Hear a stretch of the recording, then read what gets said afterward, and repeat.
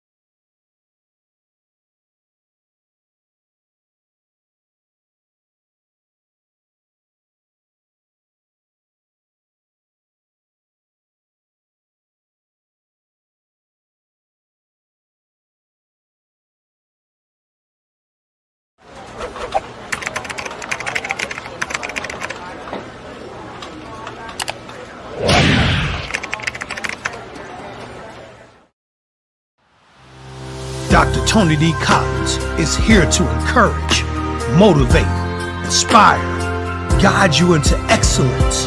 Your success matters. Your dreams matter. Sign up right now with Shepherd One Coaching and become a better you.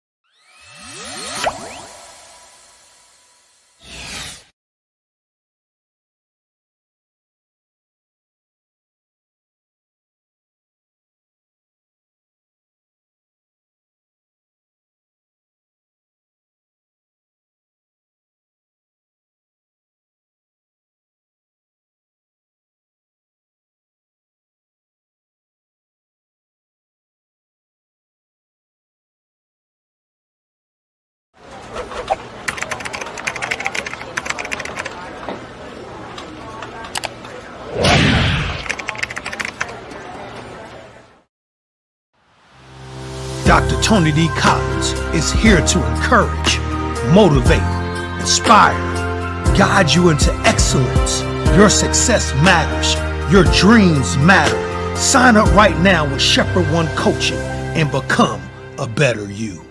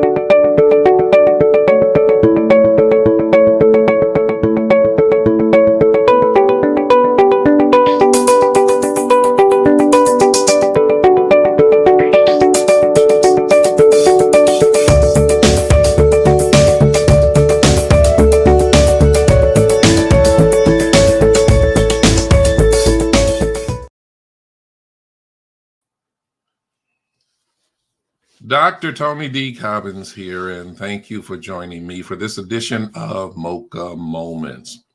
You know, some people are very big on self-examination. I, for one, am a person that is constantly looking at myself and examining myself to see if I can detect any obvious flaws, flaws such as personality flaws, character flaws, emotional flaws. And, you know, I'll be the first to tell you that sometimes I'm not very pleased with what I see. Whenever I detect a flaw, the The last thing that I do is to deny that the flaw exists. I'm honest with myself enough to know that to deny what is an obvious flaw does absolutely nothing for my personal growth. I can never rid myself of any flaws that I'm not willing to acknowledge. Listen, acknowledging personal flaws is not a bad thing. Actually, it's an indication of one's self awareness. You are aware of your areas of deficiency. And because you are aware of your deficiencies, you're in the position to make the necessary adjustments and corrections that ultimately leads to you ridding yourself of your unwanted flaws. For me, it's a part of my self-maintenance. You know, every now and then I find it necessary to make some much needed adjustments in my life, just for the sake of my own peace of mind. But I must admit the process has to begin with me. I admit there are times when my feeling the need to make adjustments is sparked by some of the events that take place around and in my life. But, when it's all said and done, the decision is mine as to whether I think change is warranted. Now, as wonderful as self examination and self awareness may be, it can at times prove to be a double edged sword in that it can hurt you as well as help you based on your tools of examination. We use a tool of examination every day. The best one we can use for physical examination is obviously a mirror. But consider this: the reflection of a mirror is only as good as the makeup or the condition of the mirror itself. If the mirror is flawed, then the reflection of the image in the mirror is going to be flawed as well. Think about it. If you look at yourself through a cracked mirror, you're going to see a cracked reflection of yourself. That mirror will not reflect a clear and true image. Now, the reality is this: there's really nothing wrong with the image itself, but the image appears or is reflected as being flawed simply because of the condition of the mirror. Broken mirrors reflect distorted or even broken images. I believe in being very transparent anytime I come on and share with you. And here's another moment of transparency for me. For years, I wrestled with my self-image, thinking that I was never enough. I was never good enough. I was never smart enough. I was never articulate enough. I was never talented enough. I was never good looking enough. If there was a flaw, I would find it. If there was a deficiency, I would detect it. But I did a pretty good job masking how I felt internally to the rest of the world. The truth is, most people saw me totally differently than I saw myself. Wow. But a few years ago, I finally came to the realization that there's nothing wrong with my makeup.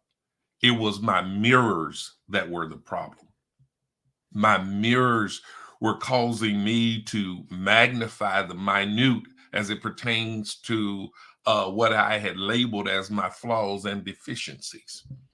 My mirrors contained images of flawed people who I made the mistake of comparing myself to.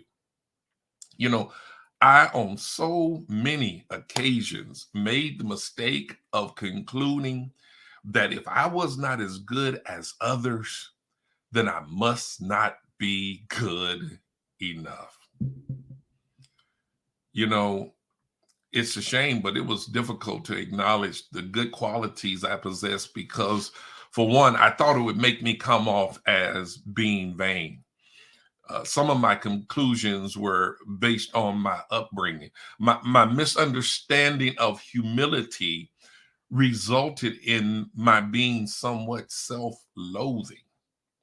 I tended to be much harder on myself and less forgiving of my perceived flaws than others are on me and of me. I saw myself much worse than other people saw me. In the past, what I thought of myself had been based on what I thought others think of me, and that was a problem within itself. I'm assessing myself based on not what I knew or not what I believed about myself, but what I thought or believed other people thought of me. I had been imprisoned by that kind of thinking for years, and I know I'm not the only one. But today I have a totally different view of myself. I have a healthy perspective of myself, who I am, what value I have to myself and others.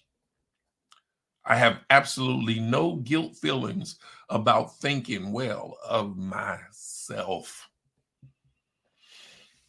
What I think and believe about myself, my self-worth, and the value that God has blessed me to be able to bring to others does not come from a place of vanity. Please know that.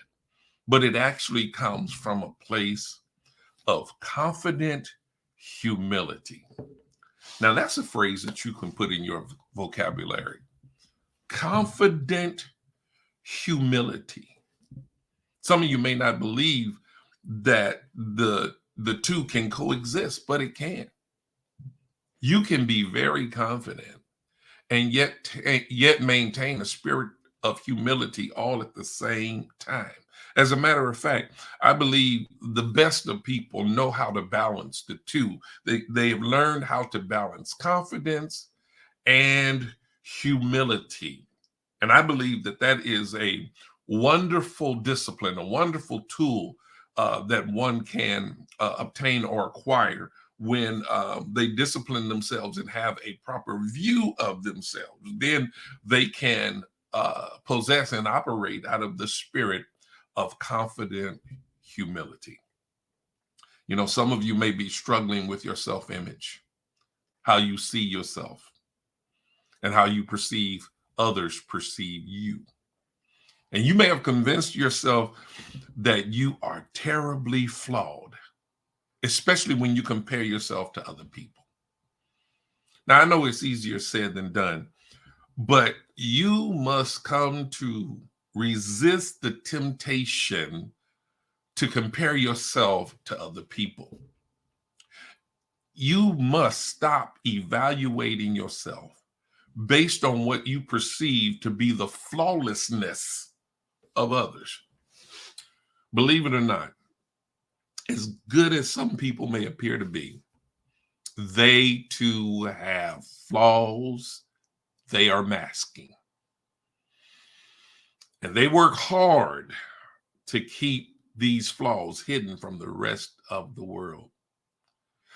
The only difference between you and they is they found a way to overcome whatever flaws they may have, and they thrive in doing the things they know they do well. And the reality is they have to constantly work on keeping their flaws under wraps, not allowing their flaws to be exposed. Yeah, if you would just sit down and talk with someone whom you admire very much, whom you perceive as being a flawless individual that has it all together, if you would sit down and have honest conversation with those people. They'll tell you that there are some things that they want to keep masked, that they don't want to have exposed. They'll be honest with you and tell you that there are some things that they are not so confident about, that they don't possess the knowledge that they desire to possess concerning certain things, that they are concerned at times with how they come off to other people. Again, regardless as to where we are in our journey in life, regardless as to how excellent we may perform in certain areas or how well we may do some certain things, there are some things that we're just not good at. There are some things that we'd rather not have exposed, and we work hard to present ourselves in a light wherein our flaws are not easily detected. Listen, for those of you who are silently dealing with some level of an inferiority complex, then maybe it's time for you to start viewing yourself from a different perspective. There's really nothing wrong with you. Maybe the problem is with your mirrors you've been viewing yourself through. Maybe you need to stop viewing yourself through distorted reflections. I know that you know that to be self-loathing is unhealthy. It also can be internally conflicting. You know that what you think you see is not who or what you are. Well, I got good news for you. If you will accept this good news, it will change your life. Here's the good news. You no longer have to live with conflicting thoughts about who you are and what you're capable of accomplishing in life. Start freeing yourself today. Start seeing and acknowledging the best in you and become determined to live your life accordingly. Know this, that endless possibilities await you once you stop viewing yourself through cracked, distorted, and even broken mirrors. That's our mocha moment for today. Always remember that Jesus is Lord. Allow him to be Lord over your life. God bless you. Have a wonderful day.